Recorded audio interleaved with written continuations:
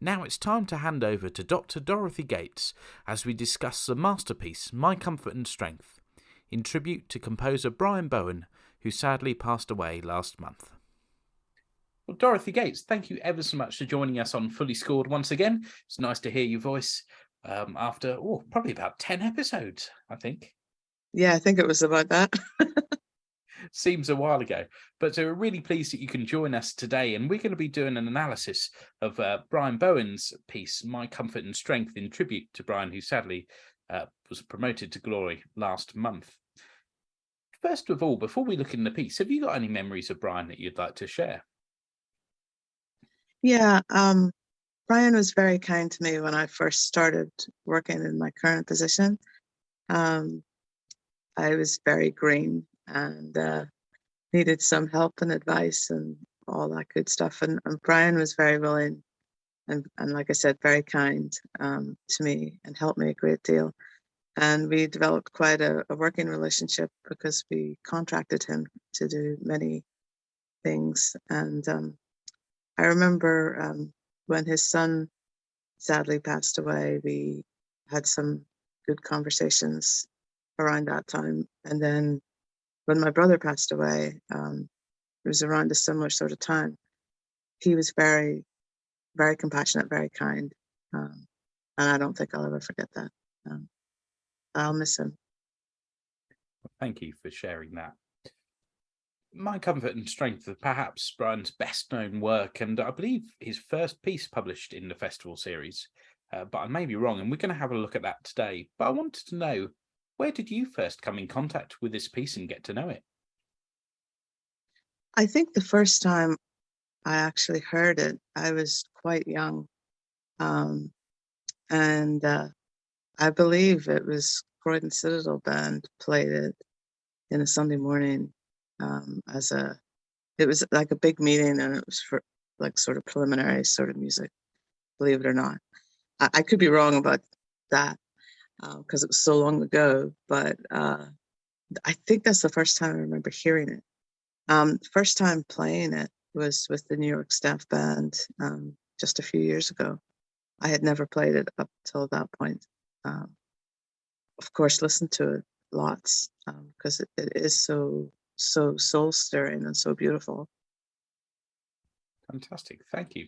And throughout the piece, the tune University, set to the words "The God of Love My Shepherd is used. Could you tell us anything about that tune before we intrinsically look at it in the context of the piece? Yeah, it was written by Charles Collignon. I think I said that right, or attributed to him at least. And it's a very, very English sounding hymn, I have to say. And it's so Brian too, because I think of him as the quintessential English gentleman. And it doesn't surprise me. I actually went down a bit of a rabbit hole with YouTube looking for The God of Love My Shepherd Is and listening to various choirs singing it. And my favorite rendition was with the Guildford Cathedral, which was actually recorded in 1967, the same year the piece was published. And they do a very interesting interpretation of the tune, and so I really enjoyed that. But the tune itself, he takes it and takes little fragments of it and creates his own world, his own compositional world, his own sound world from these fragments. And the main sort of character of the tune would be this descending scale figure at the beginning. He uses that a lot. He uses lots of other stuff too, but that would probably be the main feature of the tune, in which he has hooked his compositional skills to. Fantastic. Well, shall we dive into the score and talk about the piece? Yeah, why not? Section and see how that tune is used, as you just said about there. So let's start, shall we, with the introduction before Letter A. What's going on here in the music? Well, even the very first notes are derivative from the last phrase of the tune. I was trying to figure out if they were connected to any particular words in any of the verses, because they look pretty important, because he's got tenutos over the first three. And some of the verses, it doesn't really make sense for. There's really only one verse that makes sense for, and that's verse 4, the words "to guide." Verse 1, it's just "what can," or in verse 2, it's "in both." It's like these verses don't really make sense. These words aren't making sense here. I like to sort of think that he would be thinking about the words while he's creating this. So that's why I was looking. But as I say, verse 4 is my closest guess to guide. And he uses these different fragments. The scalic fragment comes in bar 2, and it's inverted in basses. The euphonium line is really a modal version of the tune, and just for a couple of bars. And then this little triplet figure comes in, which I think is just completely original, his own original material. And it serves a lot to develop the piece later on. But yeah, I think that's what's going on in the introduction. He's setting the scene of this beautiful pastoral 23rd Psalm.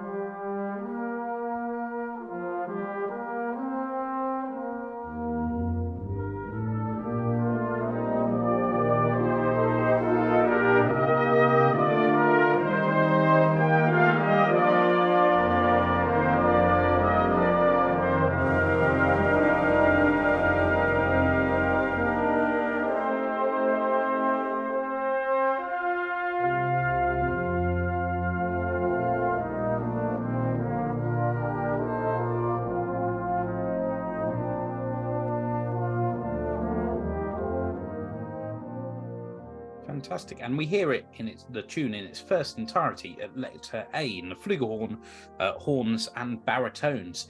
Is there anything that we should be looking or listening out for here in section A through to B? I think just the sheer beauty of the mellows playing together in this setting. It's very beautiful. It's very gentle. And I don't think it should go unnoticed that the flugelhorn has the solo, knowing that Brian played flugel. I think that's interesting. And obviously with the title, he could have just called it Comfort and Strength, but he didn't. He chose to put the word "my" in there. This is a testimony. And I think possibly his testimony at letter A. Fantastic. And at letter B, then, we have some linking passages and using motifs from the melody. Could you talk us through that section, please? Yeah, letter B, it would be the first episode, with the meditation form of verse, episode. He's following that pretty well. And this first episode, he uses the scale figure, the descending scalic figure, and some of his own original material as well. But I think what he's doing here is really creating a place for meditation on the words on the tune that we've just heard. And the verse that the words of the verse, the God of love my shepherd is, and he that doth me feed, while he is mine and I am his, what can I want or need? It ends with a question. And I think in the first episode here, he's pondering that question. Well, what can I want or need? And indeed, am I his? Is he mine? That's the feeling I get from it. And in fact, to that point, the words "I am his," 2 bars before B, he takes that little quiver note. I think he takes that little quiver note on "I am his," and uses it in bar 3 and starts taking you, leading you to F minor at the Ritz bar. I think just that sort of deceptive way that he does that, I think that it's kind of intriguing. And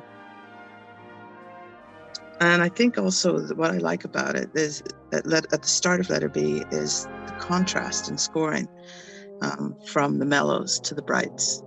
Now he's got the trombones and the cornets, and it's a lovely stark contrast to the beautiful mellow first verse, and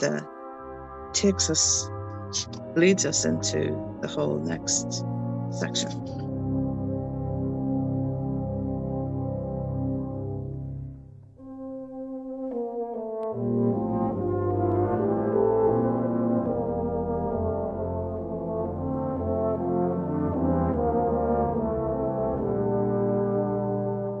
How does Brian treat the tune here differently at section C?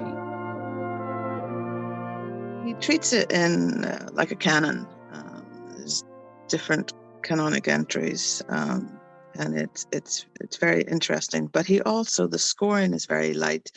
It's very chamber-esque, just one on a part, 6 players. You know, it's even more intimate. It's even more personal. So he's diving deeper into the song and diving deeper into the meaning of it, I think. Does that relate to the words of the second verse? Well, let's see. He leads me to the tender grass where I both feed and rest, then to the streams that gently pass. In both I have the best. Yeah, I think it does. I think it does. It's still it's a very, very personal psalm, obviously, and the words that have been used are, to paraphrase it, are very personal too. So yeah, I think it does. Fantastic. So at letter D, the tempo picks up slightly. What's happening in the music at section D? At letter D, this is the second episode, which is going to lead us to the third setting. And this episode is a little longer and wanders a little bit harmonically, leading us to a new key when we get to the next setting. But he uses, in this setting, he uses the last phrase of the tune.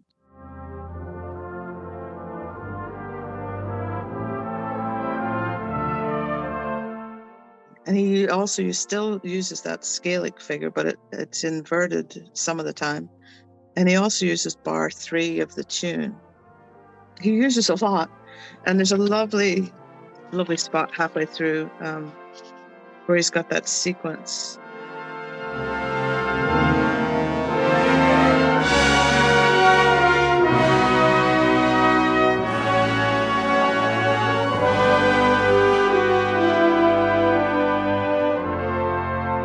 It's just beautiful, and the sequential treatment of that is just really divine, I think. And leading out of that in the baritones and the euphoniums is the tune and augmentation. It's just so well crafted, so beautiful how he puts it all together.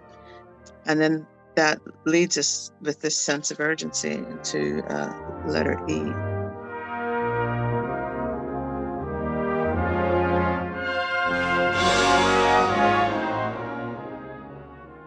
So at letter E, it's the cornet's time to take over with the melody, but here with a much thicker accompaniment. What's a few things to look out for in this section?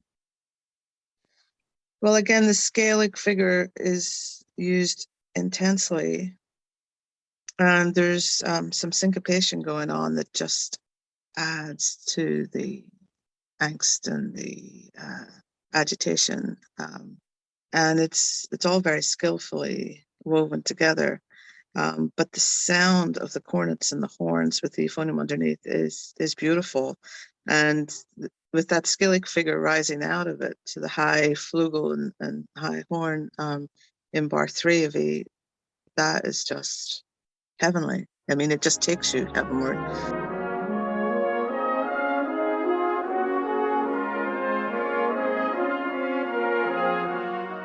I don't know what verse this is supposed to represent. At first, I thought maybe with all the quavers and whatnot that it was the river, but then with that beautiful scalic pattern leading you heavenward, I wondered if this was verse 4 about, death, but then it is so divine. I wasn't sure. And I can't ask him, unfortunately. There is a part of verse 4 that's strength in faith and not being afraid in death. It says, yea, in death's shady black abode, well may I walk, not fear. So I think it might be, but again, I don't know. It's my best guess. Fantastic. I find it really interesting there in section E how the bass completely drops out. So it does make it sound like this angelic choir, because of course, bass is very, very far from heaven, as we all know. I won't say that. Excellent. So that takes us through to section F, where once again the music changes style and feel. Could you talk us through section F, please? Well, section F is the start of the third episode, because the third episode is actually F and G this time, and it's the largest one by far. And there's much more expression, much more creativity. And I think each of these episodes are a time to meditate on what we've heard before. And this one's actually quite melancholy.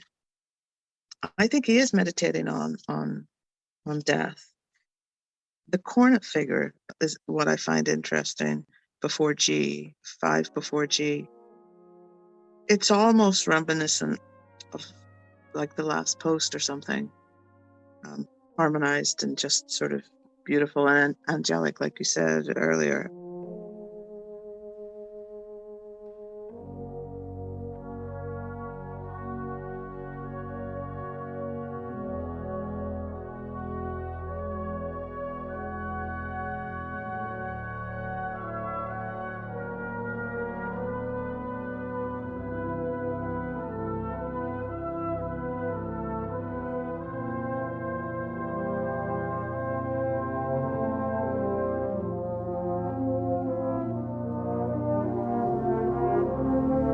Letter G, I think, is actually a looking forward. It changes, again, brighter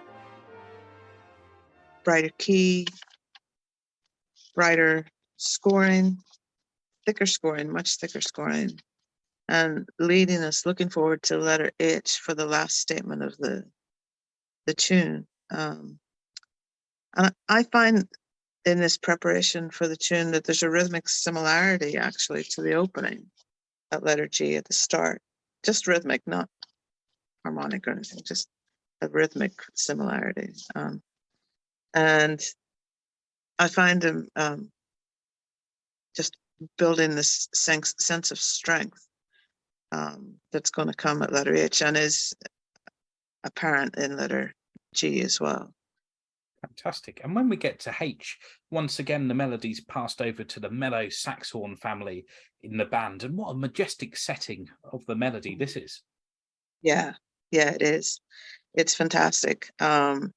It's an augmentation, so double the time, double the rhythm. And that adds to the majesty of it, as well as these fantastic fanfares in the cornets and the trombones. Such regal music, really. I mean, it could quite easily be used for a coronation. It's well be next year. It might well be, yeah. I mean, it's beautiful. It's that kind of music. My favorite moment is, or one of the great moments in the piece is bar 4 of H, where it shifts to G minor. And then it just keeps getting stronger and stronger. The score just, it's called My Comfort and Strength. And I think from letter G to the end is my strength. I think the beginning up to letter G is my comfort. But from G to the end, it's just strength after strength after strength. And it just keeps building till you feel like you can't take, one more level of strength. But he continues to give us that. And it's really wonderful. The last 10 bars is really sort of a coda, I think. This is even stronger than before. And there's the climax of the piece, the great moment is the 5th bar from the a tempo Editorial, right on that high B flat or the cornets. It's just divine. It's a D flat chord in the middle of B flat, and it's really beautiful. But this strength that just keeps building to that point and stays strong in B flat to the end shows that Brian knew his God and his King. He knew him intimately, and that he was his strength. He was his comfort. And may that be true of us too. God is our strength, our comfort. I mean, this piece, you can't listen to it and not be moved in that direction.